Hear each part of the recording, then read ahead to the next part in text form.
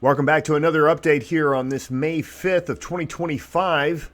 It's Cinco de Mayo. Happy Mexican Independence.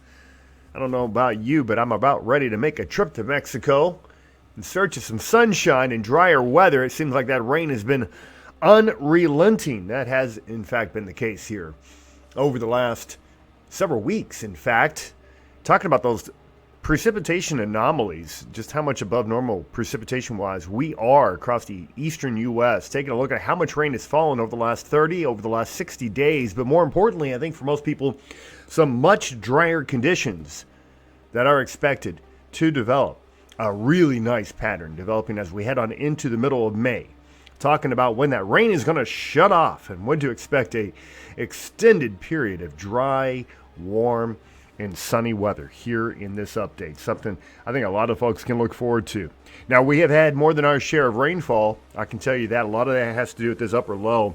You can see it spinning here as we go on over to our WSV3 radar unit at upper low across the Ohio Valley. You see it spinning here on the IR. Completely cut off from the upper flow. It's just sitting there spinning and spinning as it has for several days now.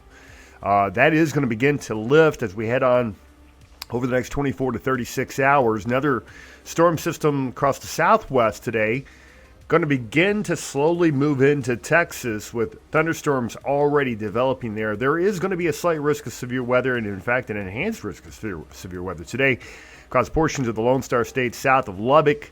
That's Midland out towards Sweetwater, Texas, my old stomping ground, in fact, for large hail today. Could have some damaging winds out there. A few tornadoes, Abilene and Lubbock, San Angelo. That's a slight risk of severe weather for you today, later on today, this evening. Also across the east, we are looking at that potential of some rough weather with severe weather expected. Slight risk for Pittsburgh, portions of Ohio, Pennsylvania, and the Virginias, as well as parts of northeastern North Carolina. That's a slight risk, mainly for some wind and hail.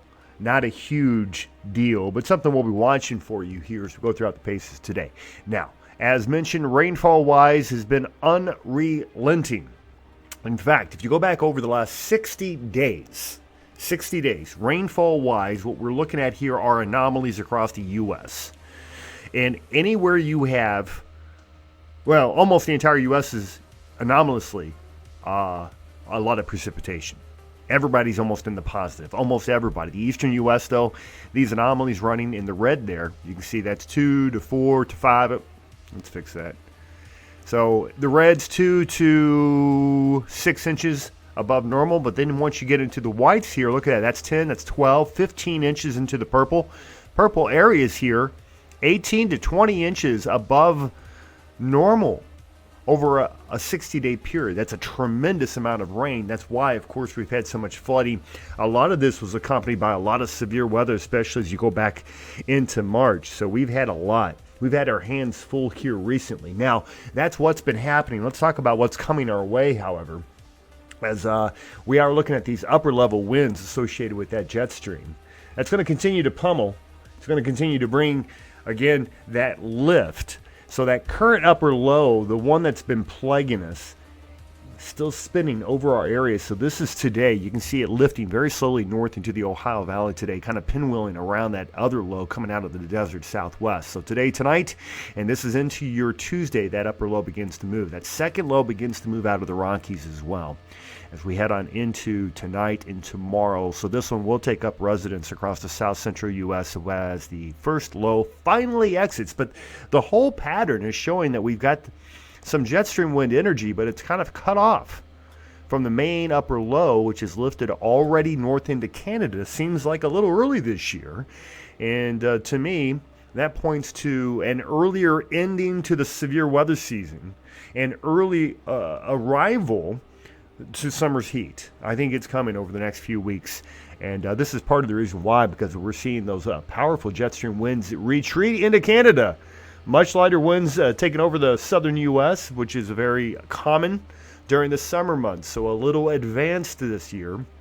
Typically, we were hit hard with winter this year. We were hit hard with severe weather, especially going back into March with those powerful spring jet stream winds. But they've lifted a little early this year. That's why, again, we are looking at those conditions actually becoming more favorable into as we get deeper into May. Now, we still have rain to talk about. This is the NAM, the high-res NAM, over the next couple of days. Looking at today's future radar showing that big upper low continuing to spin across the Ohio River Valley, bringing showers all the way up into the Great Lakes. It's going to be a miserable day for Michigan, by the way, lower Michigan. You're looking at temperatures in the low 50s with a rainfall, some upper 40s in there as well. Showers continuing across the lower Ohio Valley into the overnight period tonight. And you begin to see that secondary storm beginning to fire up to the west as we head on into your Tuesday. But notice a lot of dry time beginning to develop in between these two systems. Let's take a look at the broader picture here. I'm going to backtrack this here into what's happening now. There's that upper low over the Ohio Valley. Second low beginning to make its way out of the southern Rockies. Notice the snow, by the way. In the southern Rockies, May snow for the higher terrains across portions of Colorado and northern New Mexico. That's fairly rare for this late in the season.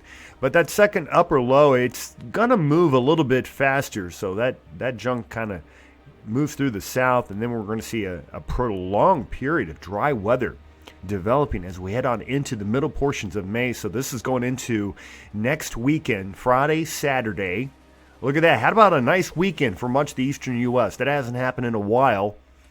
And then you can see Sunday, Monday, beautiful dry conditions going all the way through the middle of the month. So we just have to go through a few more days here of some rain, and we have some huge improvements. In fact, if you look at these future anomalies, so these are predicted precipitation amounts by the European forecast model.